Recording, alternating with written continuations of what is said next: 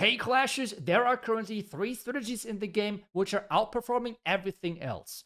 Royal Champion Charge with Root Riders, Warden Charge with the Fireball and Rocket Loons, and then Royal Champion Charge with the Dragons. We're going to dive deep into the Royal Champion Charge Dragon strategy today, which means we're going to discuss where do you Royal Champion Charge? How do you keep your Fox alive over the pretty much entire Royal Champion Charge, which means when do you double cycle, when do you single cycle invisibility spells? What are your timings for those? How do you deploy the dragons?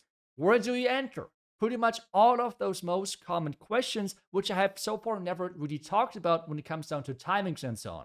And I think we should get things started with actually breaking down what are the most optimal equipments and what is the optimal army composition for playing this strategy.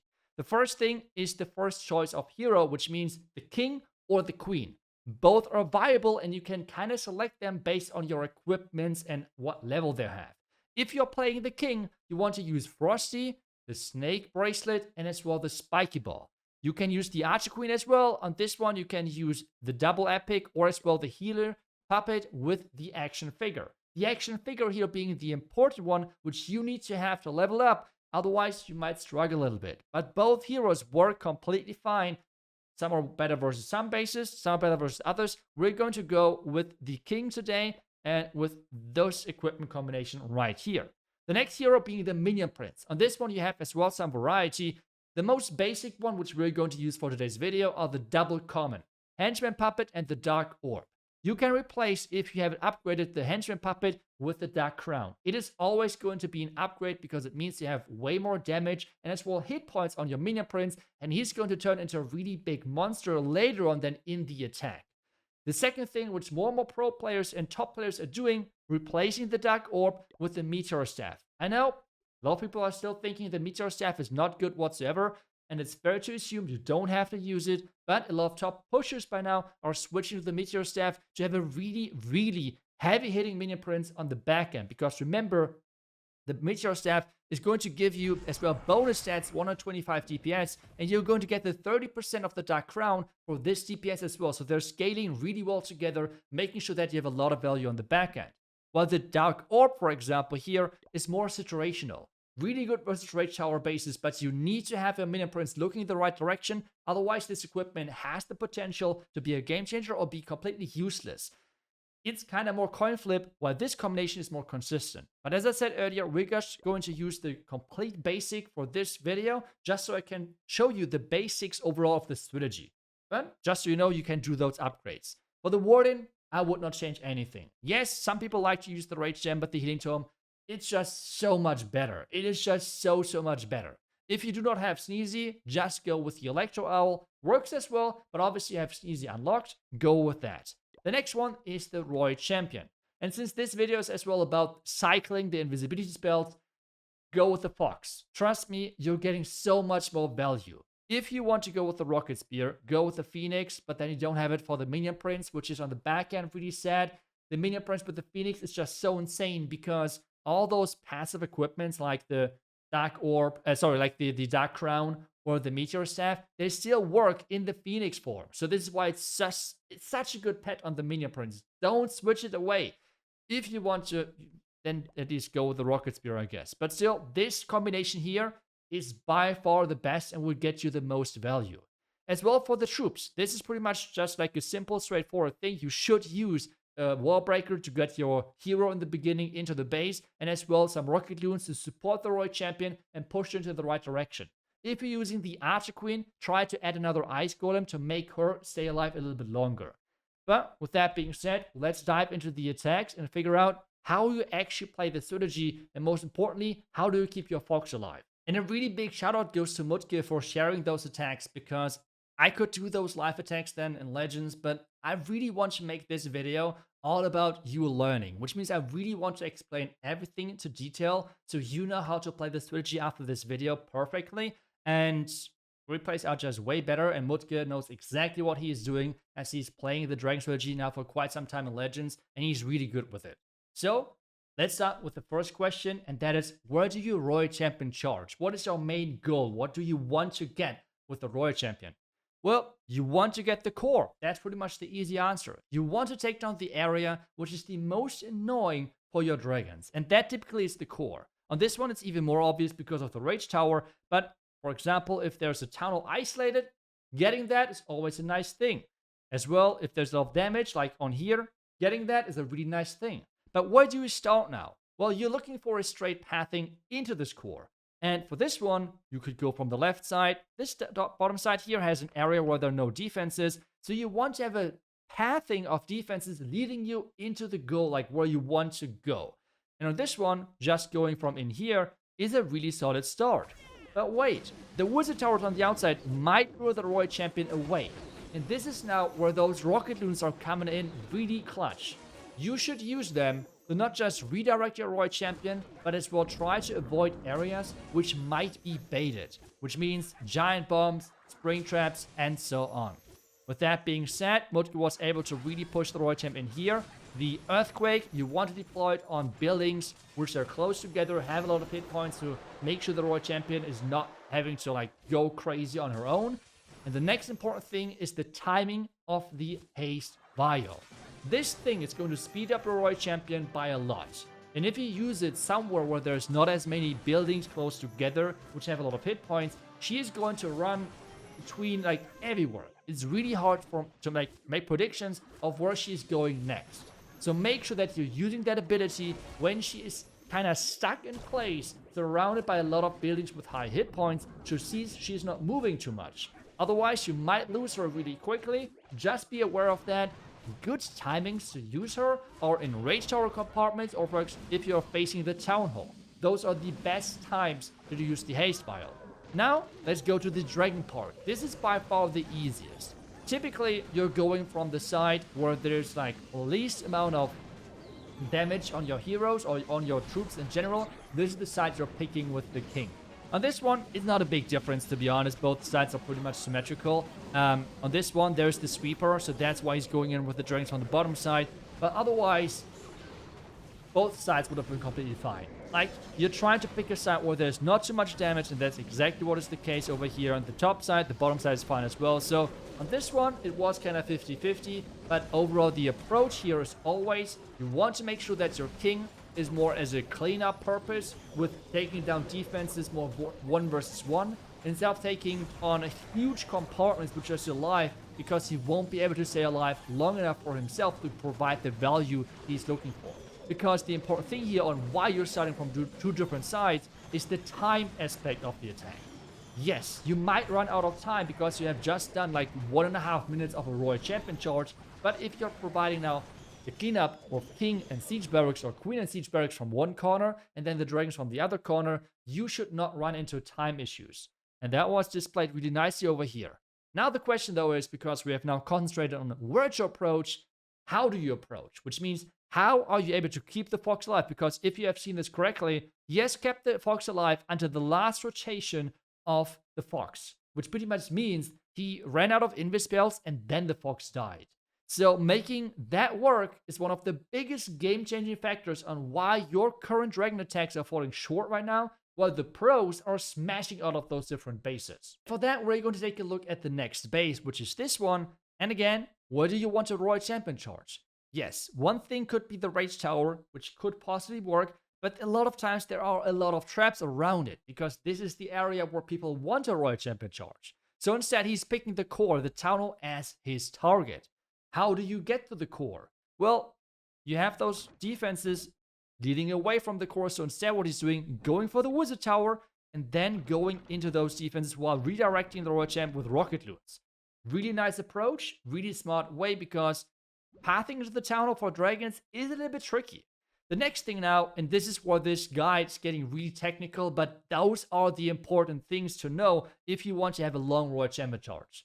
And this thing now is, when to use the invis spells and what defenses you have to look out for. Because, unfortunately, not every defense is having the same attack speed. And by attack speed, I mean on how quickly they can fire the first attack. Some defenses, like the Town Hall, like the Monolith, like the Scatter Shots, whereas the Scatter Shots right here, or the Mortar Crusher, they're firing really quick, which means they can hit your Royal Champ or your Fox in really quick time frames where they're not invisible. And this as well now is getting us to the rotations of invisibility spells when talking about the Royal Champion charge, because there's two different ways on how to approach it. If there is little damage on your Royal Champion or surrounding your Royal Champion, you're going with an invisibility Fox rotation, which means invisibility spell, Fox, invisibility spell, Fox, and so on.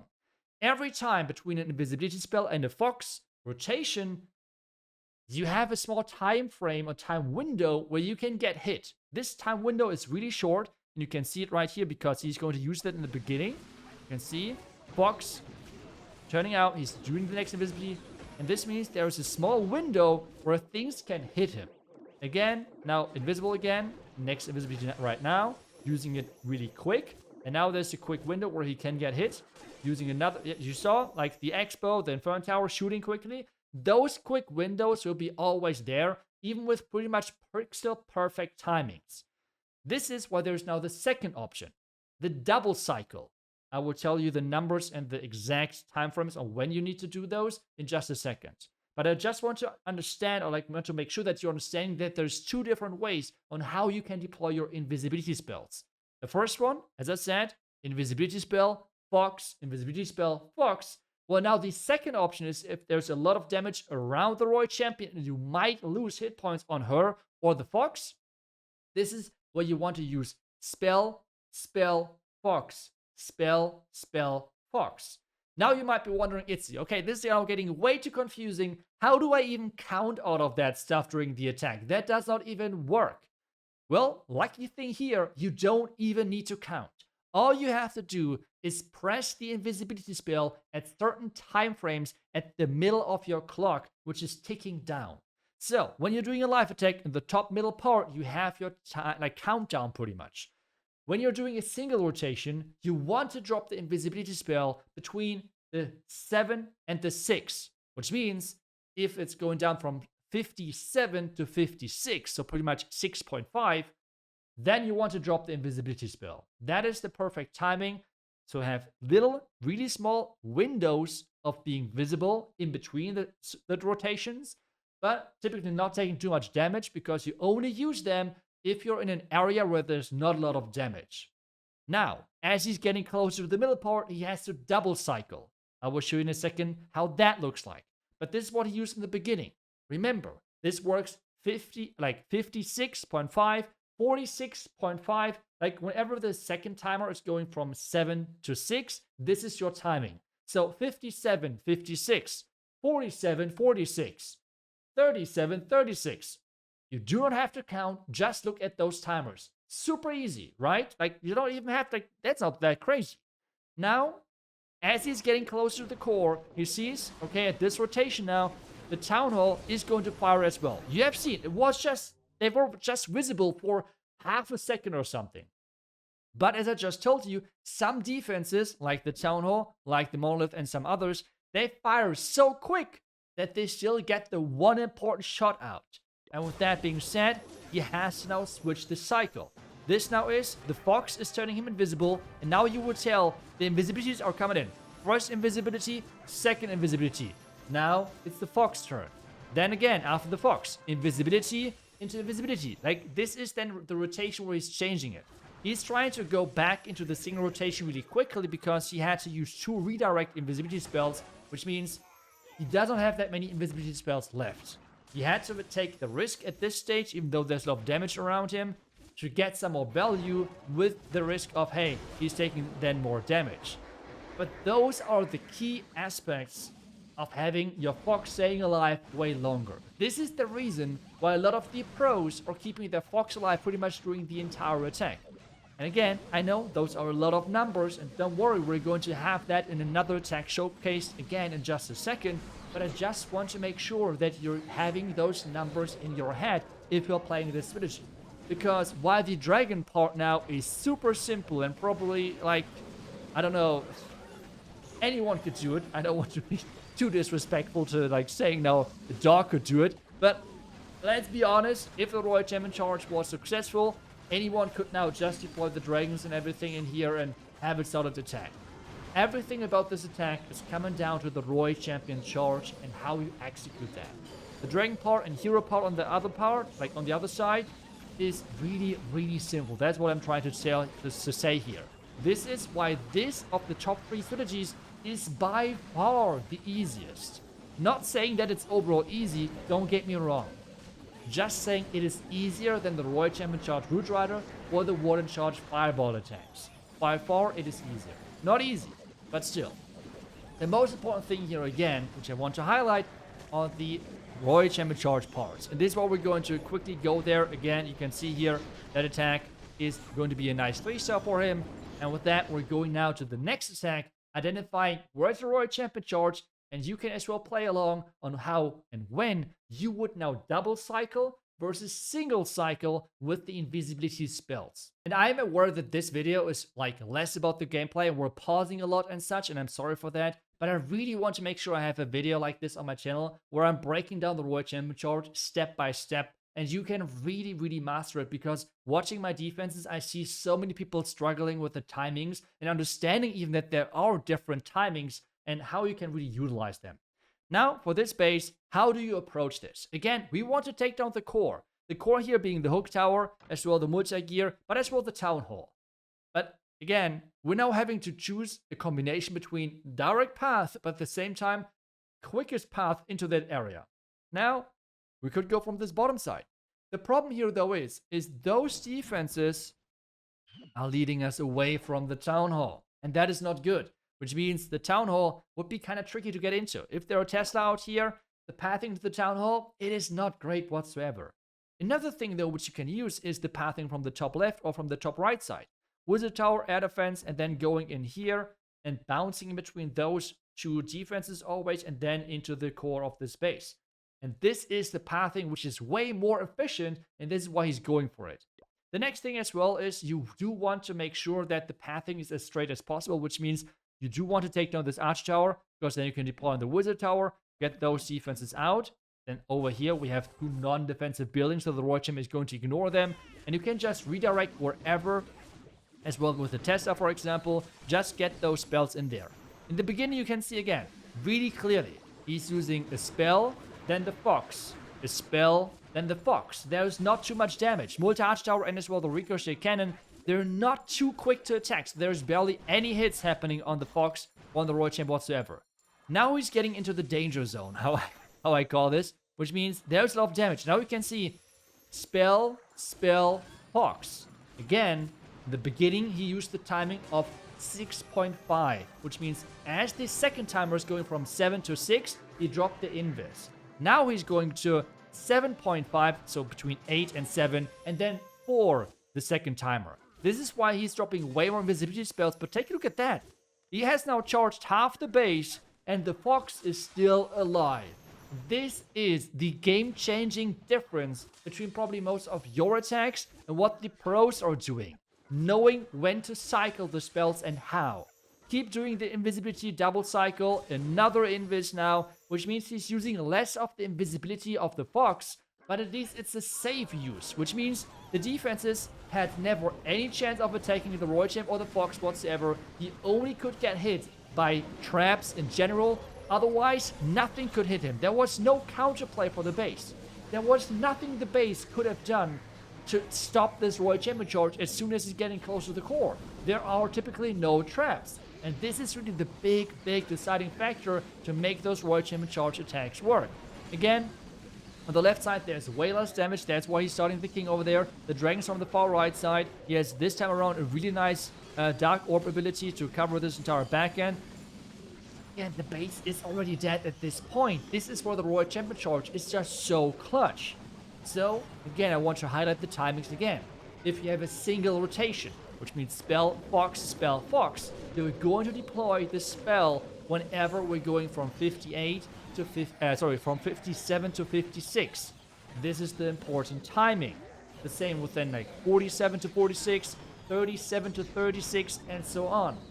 Then, as he got into the base a little bit deeper, he used another timing, which was 58 to 57, then at 54, then again at the 48 to 47, then again at 44, then again at 38 to 37, and then 34, and so on. You can repeat the process as you want, and it's all about just knowing those timings. You do not have to count, you do not have to stress about anything like that.